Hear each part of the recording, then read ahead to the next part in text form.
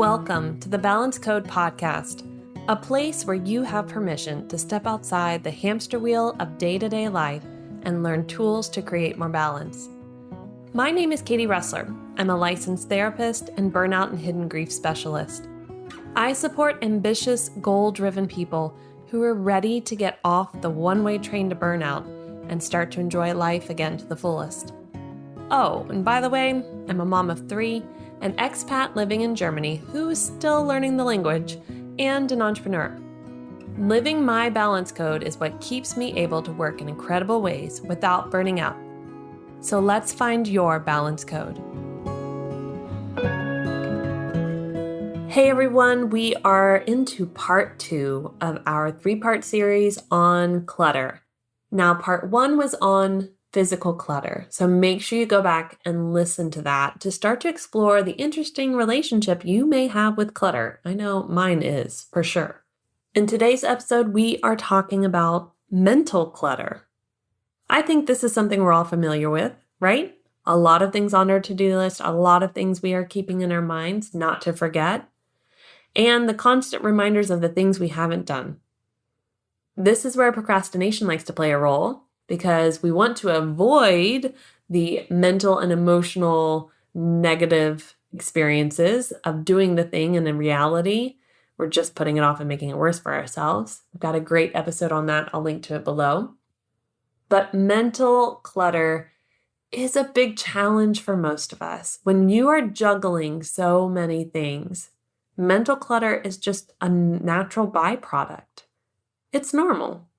But there are ways that you can be dealing with it so that it does not impact you as much.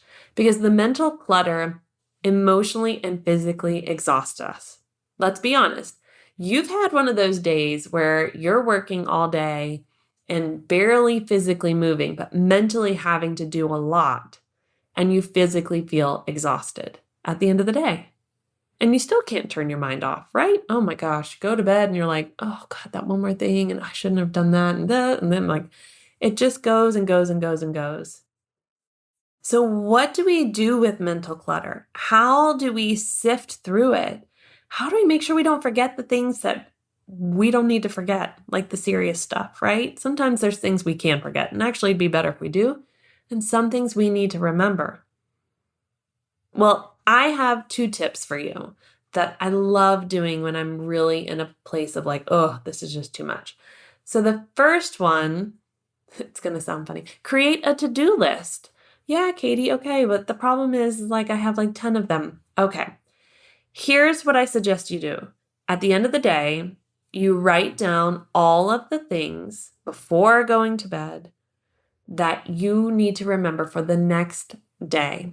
Basically create your to-do list. And bonus points if you can go ahead and break them up into, in the morning I need to do these, around lunchtime I need to do these, and afternoon or evening these are the other things I need to do. It groups it for your mind, and actually it will help you start to remember the other things you were going to forget in creating that to-do list. Have you ever done that? You create the to-do list and then 10 minutes later you're like, oh wait, one more thing. Oh, another thing. Oh, another thing. Well, there's something about segmenting your to-do list by time of day you'd like to get them done that helps you remember some of the other things that you didn't want to forget. So creating that to-do list for the next day, knowing you're going to add more to it. I mean, gosh, we are high achievers. We just think we can do more. Well, I've got the energy for it. Okay, do you really? So you group that to-do list by time of day. And then you have it and you put it in a place you will see it first thing the next day. I can't tell you how many times I've created a to-do list, closed it up in my day planner, put it to the side, morning comes, go off on my normal routine, come back after dropping off the kids, open it up and be like, there were 2 things I had to do this morning before drop off. So make sure you put the to-do list in a place you actually will see it.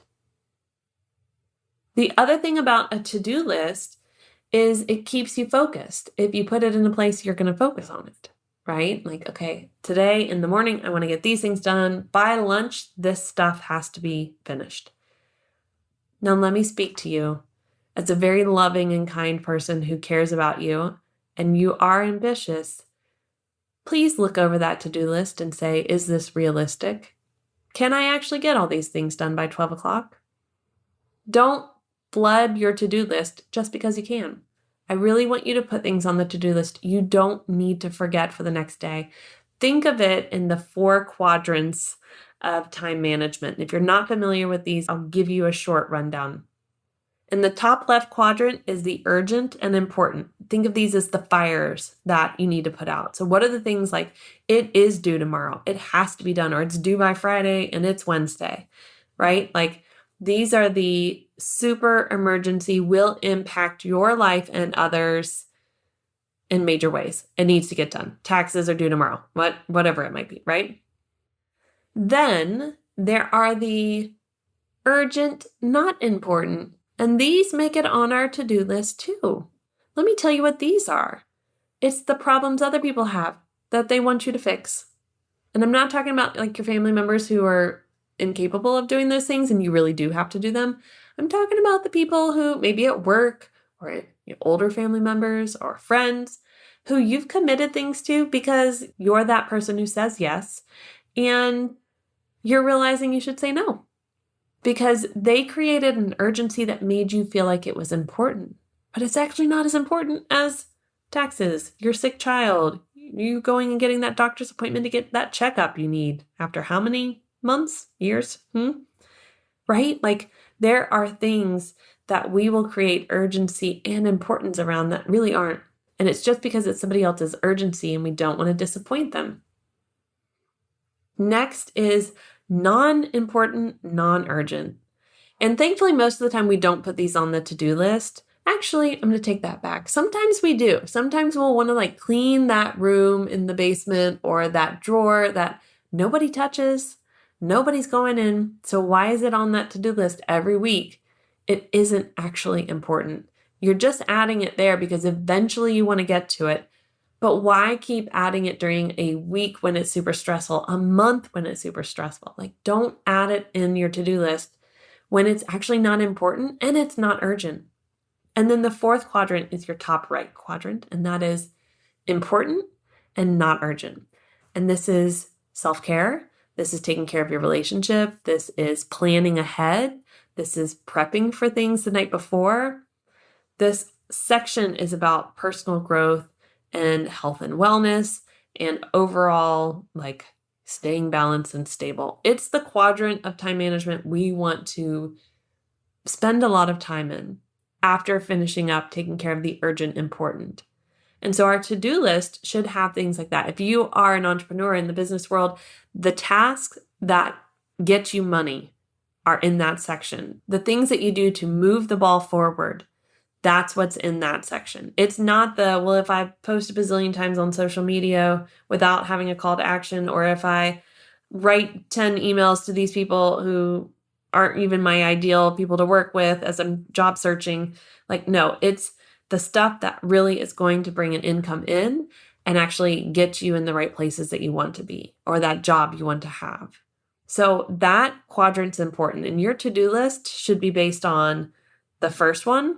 What is urgent and important? Oh my gosh, it's due tomorrow, or somebody's sick, or something bad is happening, and major is occurring, and maybe major good as well, but it needs urgency now.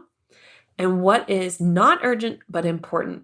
And if I do that, if I clean up the front entranceway to my home, it serves the biggest purpose for all of us. It makes life so much easier. So that is important, but maybe not urgent unless you're like tripping over everything every day and somebody got hurt, right? Like those should be the things on your to-do list.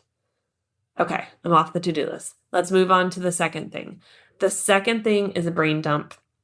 And I highly recommend you do this after the to-do list, or maybe you can do it before and then from it you'll pull some things. But the brain dump is all the stuff. You can do it at the end of the day. You can do it at the beginning of the day. You can do it middle of the day. You can make as many as you want during the day.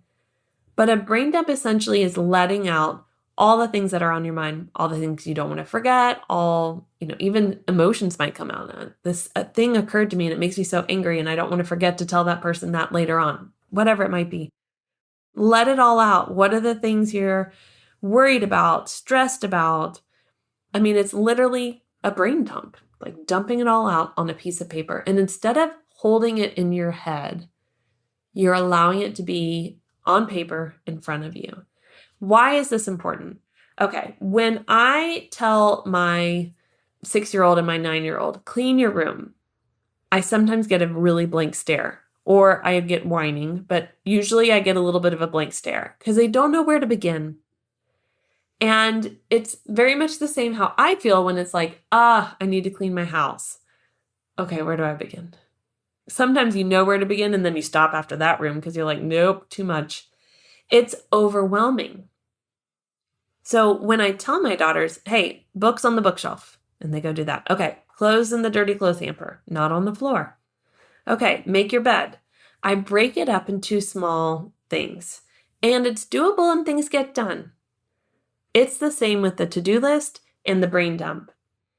Instead of it becoming this big mountain in my mind of all these thoughts, all these worries, all these stresses, all these things I don't want to forget, I'm putting them on paper in 2 distinctly different ways so that I can actually see what's really in front of me.